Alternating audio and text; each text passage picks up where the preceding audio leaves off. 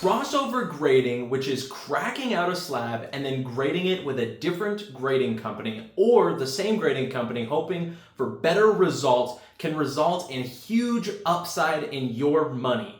And I have made and lost a lot of money. In this video, we're gonna be covering all of my crossover grading history and talking about some of the absolute lows and some of the major wins that I have gotten from crossover grading. We're gonna talk about what crossover grading is, what you need to know before you do it. So let's go ahead and hop into the computer. All right, so we're here on the computer and we're just gonna make our way through this list. I've got the spreadsheet with all of the numbers and some of the major fails on my part for crossover grading, and also some absolute W's from some awesome crossovers. So starting off with Charizard Arceus, the cracked ice hollow. $50 is what I purchased it for. It was an 8.5 and it had subgrades. Very promising subgrades, I will say. 9.5 for centering, 8.0 surface, 8.5 corners, and 9 on edges. So I felt very confident that it was gonna get an 8 to maybe a 9. I was really hoping for that 9. But this was a massive loss. It ended up going for a 7, which this was absolutely my fault. It was negligence, and it was my first time, cracking out slabs, and I just was going too fast. I needed to slow down, and I accidentally jammed a screwdriver at the top part of the card and ended up dinging it. And I'm shocked that it only dropped down to a 7. But that was $35 and a 7, including selling fees and grading fees. I made nothing on that card. And by the way, so grade drop of 3 points is referring to CGC's system with this card. So 3 points from an 8.5 to an 8.0, an 8.0 to a 7.5, and a 7.5 to a 7.0. So that was a grade drop of 3 points. Next up, we've got the Aerodactyl from Fossil Unlimited. I bought this card for $30. It was an absolute steal. I was super happy to pick that up. And in an 8.5, I felt like, grabbing it in that price, in that grade, and the possibility of it getting an 8 or a 9 even, I was totally willing to risk that. And I felt like it was very promising, again, with really good subgrades. 9 for centering, 8.5 surface, 8.5 corners, 9.5 edges.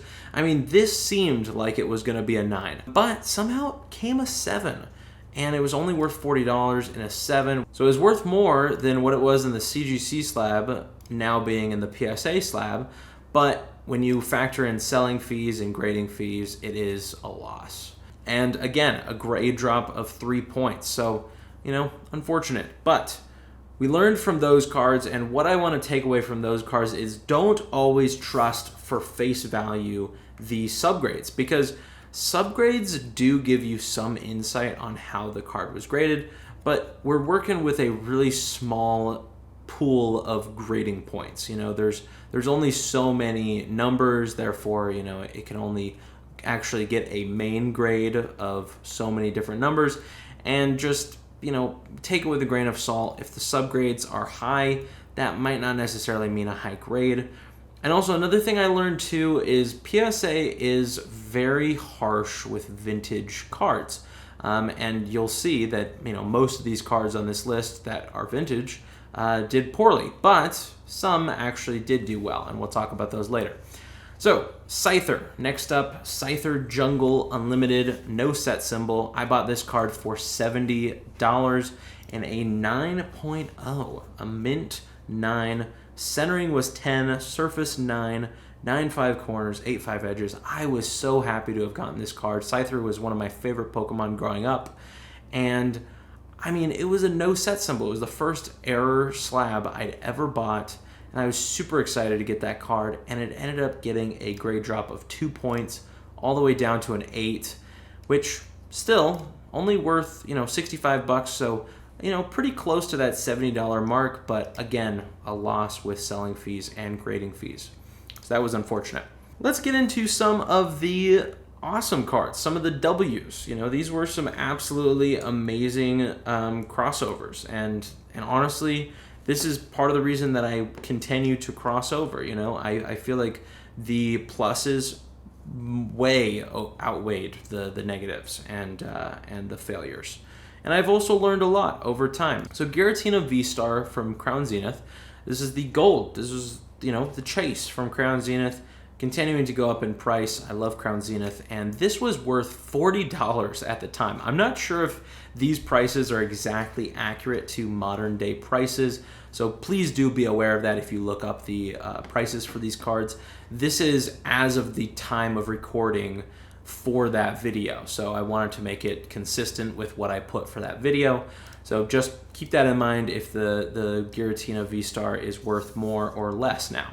So I had bought that. I actually pulled it myself from a box, and then I graded it, and it was worth 40 bucks in a 9, which was pretty consistent with how much I paid for it. I got it out of a $20 tin, and I paid $15 of grading fees, so maybe it'd be closer to like $65 when you factor all that stuff in, but really it's a $40 card, so that's what it is. It ended up going from that 9 to a 10, which was absolutely amazing. I was so stoked about that, resulting in a 3.5 times increase in value, a grade bump of 2 points. And this really taught me, again, about that vintage is a little bit more tough with PSA, and when you're looking at alt arts and full arts and modern cards, most of the time PSA you are getting 9s and 10s, so that's just something to keep in mind. Next up, Espeon VMAX, an absolutely phenomenal card. This is the huge chase from Fusion Strike, second to the Gengar VMAX alt art, and I bought this card for $200, and it was a 9.5 from Beckett. I got it for $200 and ended up getting a single half a grade point from a 9.5 to a 10, resulting in a 2x increase in value. Absolute score, and I was super happy to take that home.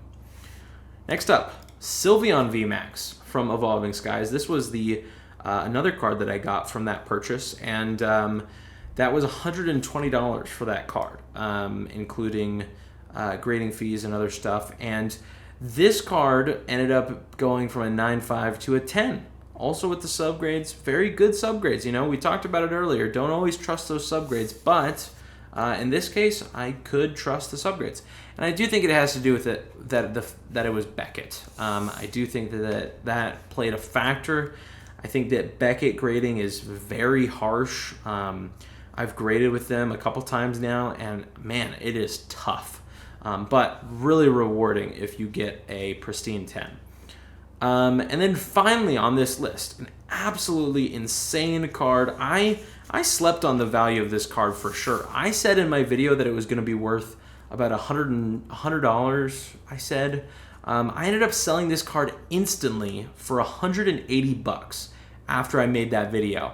And that card ended up getting a 3-point grade bump, the Umbreon Magma vs. Aqua 2 Ambitions, and there's a first edition and a regular holo of this. It went from an 8.5 from CGC to a 10 from PSA.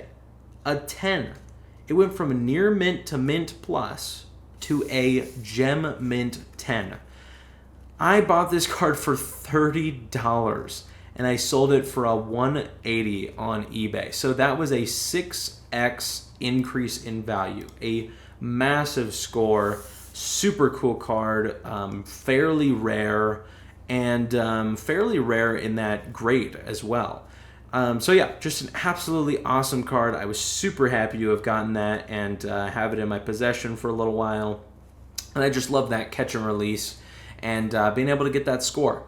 So overall, what did we learn from all of this crossover grading? Well, number one, I do want that point to stand. Go into it with those rose-colored glasses. Be thoughtful about your purchase. What is your end goal? Do you think that you'll be happy if it results in a lower grade than you were hoping for. Because you really do need to be able to accept if it does come back a lower grade, just like with these cards, you know. And also, are you sending other cards in the submission to make it worth it? Because I sent these in as grading submissions. It's a very important piece of the puzzle that I wanted to include is I sent these in as grading, not crossover grading. The reason being is because I sent in other cards to grade with it. So just regular raw cards that I wanted to get graded for my collection. And those cards, you know, ended up basically qualifying me for the bulk price. And I ended up sending them in for $14 and I sent in 20 plus cards.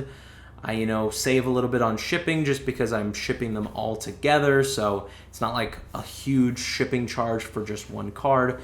So make sure to, you know, make it worth your while. Make sure that the numbers make sense. Because one thing you'll notice with all of these cards that were a great success is they were a 2 or 2.5 times or even, you know, a 6 times increase. So, you know, with these cards, you have to be willing to accept if they come back lower, and you need to make sure that they are going to meet the grading standards from the company you're crossing over to. So if you are taking an SGC 10, for example, I'm not super familiar with SGC. I don't know how confident I can be that a 10 is gonna get a 10 from PSA or CGC or whatever I'm crossing it over to. So keep that in mind. The grade does not mean it's gonna be the exact same grade from the company you're crossing over to. So keep that in mind and you'll be doing well for yourself.